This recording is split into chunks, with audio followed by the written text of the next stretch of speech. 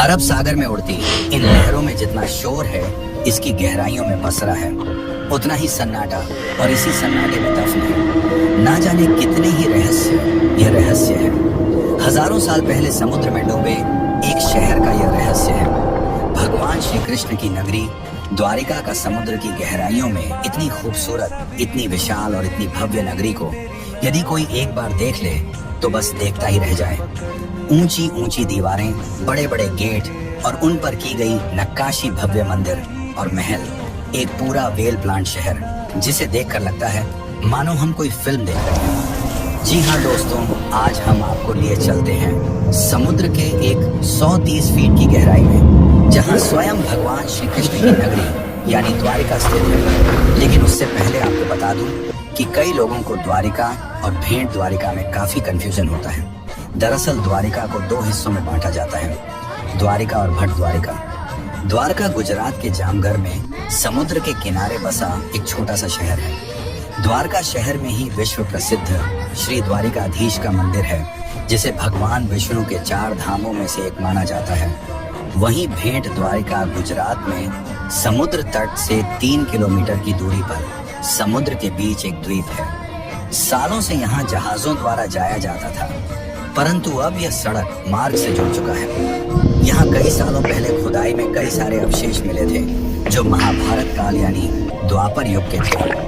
यहीं पर समुद्र के नीचे करीब 130 फीट की गहराई में खोजकर्ताओं को कुछ ऐसा नगर मिला था जिसे देखकर हर कोई हैरान था। समुद्र की गहराइयों में द्वारिका की खोज करने गए आर्कियोलॉजिस्ट की टीम को एक ऐसी भव्य नगरी दिखी जिसे देखकर लगा मानो वह कोई फिल्म देख रहे हो।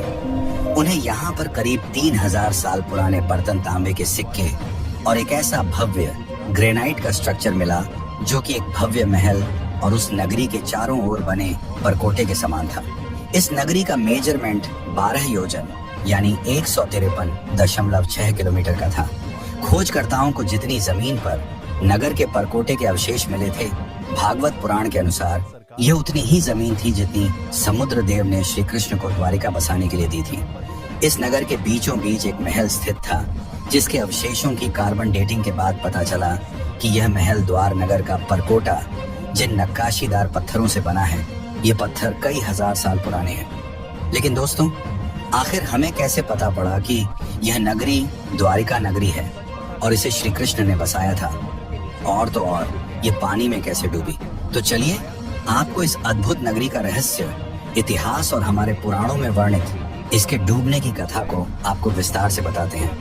आप इस वीडियो को लाइक और शेयर करके चैनल को सब्सक्राइब जरूर करें और मेरे साथ कमेंट में लिखिए, जय श्री द्वारिकाधीश। नमस्कार दोस्तों, स्वागत है आप सभी का T2 फैक्ट यूट्यूब चैनल पर। श्रीमद् भागवत पुराण के 10वें अध्याय के अनुसार अपने मामा कंस का वध करने के बाद भगवान श्री कृष्ण अपने यादव वंश के साथ मथुरा में रहने लगे। लेकिन कंस की मौत का बदला लेने के लिए उसके ससुर जरासंध ने मथुरा पर 1 या 2 बार नहीं, बल्कि पूरे 17 बार आक्रमण किया। बार बार हो रहे इन आक्रमणों से न केवल मथुरा की प्रजा परेशान थी, बल्कि श्री कृष्ण भी दुखी हो चुके थे। ये सब देखकर उन्होंने एक ऐसा निर्णय लिया जो इतिहास में अमर हो गया। श्री कृष्ण ने अपनी प्रजा की रक्षा के लिए मथुरा से कहीं दूर चले जाना सही समझा।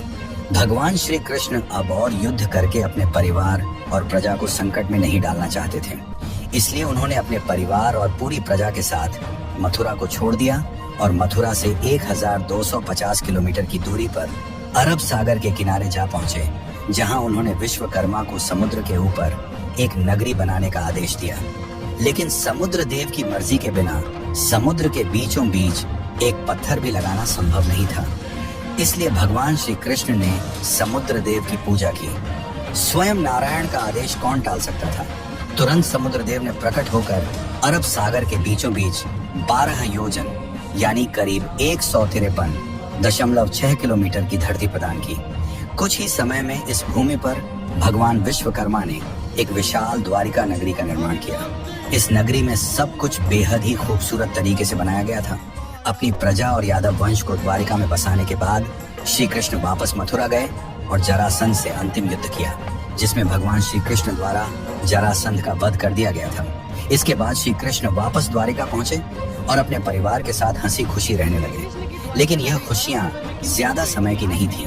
समय के चक्र में स्वयं भगवान श्री कृष्ण भी बंधे हुए थे। समय का पहिया घूमा और कुछ ही समय के बाद पांडवों और कौरवों के बीच युद्ध छिड़ गया, जिसमें भगवान श्री कृष्ण अर्जुन के सारथी बने। 18 दिन के भीषण युद्ध के बाद आखिरकार पांडवों की जीत हुई और यहीं से शुरुआत हुई इस खूबसूरत नगरी द्वारिका के सर्वनाश की महाभारत के स्त्री पर्व के अनुसार। यह वह समय था जब पांडव महाभारत के युद्ध में विजय होते हैं और उनके हाथों सभी कौरवों का वध कर दिया जाता है।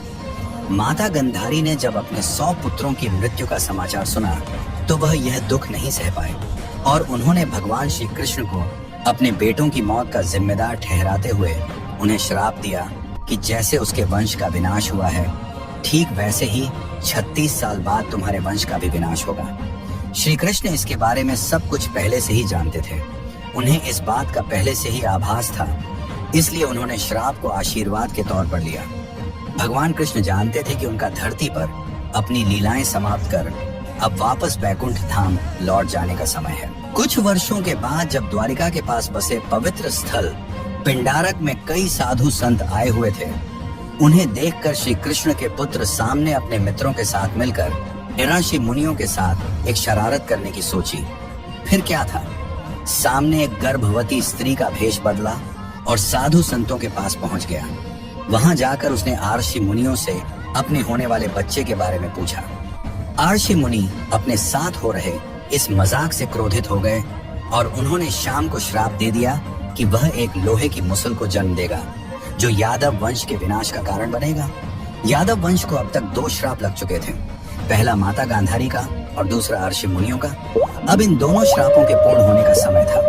थोड़े ही समय के बाद सांप के कपड़ों से एक लोहे का मुसल मिला। यह खबर मिलते ही पूरे यादव वंश में कोहराम मच गया।